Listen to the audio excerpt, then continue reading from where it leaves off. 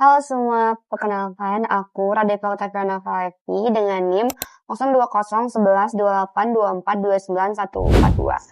Pada kesempatan kali ini, aku akan membahas tentang film yang berjudul Woman from Rhode Island dari perspektif kriminologi feminis. Laki-laki waras akan melukai hati perempuan.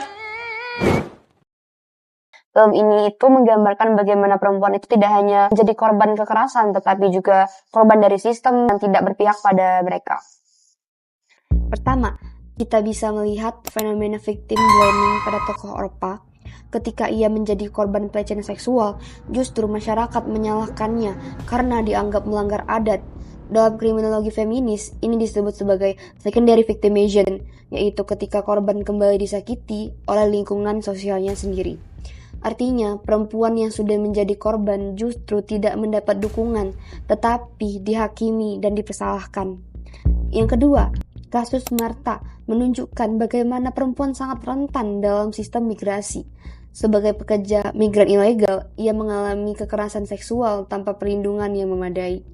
Hal ini menunjukkan bahwa perempuan sering berada pada posisi yang lemah secara sosial dan ekonomi, sehingga lebih mudah dieksploitasi.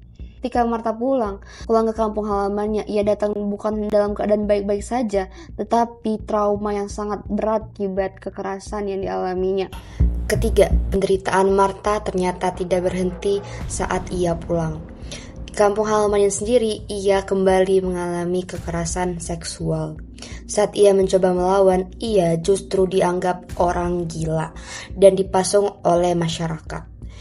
Ini menunjukkan adanya stigma terhadap perempuan yang tidak sesuai dengan norma yang berlaku. Dalam perspektif feminis, perempuan yang melawan seringkali dilabeli negatif untuk mengontrol mereka. Jadi, perempuan bukan hanya menjadi korban kekerasan, tetapi juga korban stigma dan ketidakadilan sosial. Selain itu, film ini juga memperlihatkan nasib saudara Martha, yaitu Bertha. Bertha juga menjadi korban kekerasan sampai akhirnya mengalami penculikan dan pembunuhan. Bagian ini memperlihatkan bahwa ancaman terhadap perempuan tidak hanya terjadi pada tokoh saja, tetapi bisa menimpa perempuan lain dalam keluarga yang sama. Terlihat bahwa kekerasan terhadap perempuan dalam film ini bersifat berulang dan terus terjadi, seolah-olah perempuan selalu berada dalam posisi yang tidak aman. Hal yang sangat mengenaskan dalam film ini yaitu endingnya karena tidak memberikan penyelesaian yang benar-benar adil bagi para korban.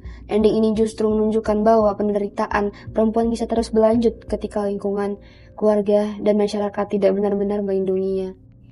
Dalam perspektif kriminologi feminis, hal ini menandakan adanya kegagalan sistem, baik hukum, sosial, maupun budaya dalam melindungi perempuan terhadap kekerasan.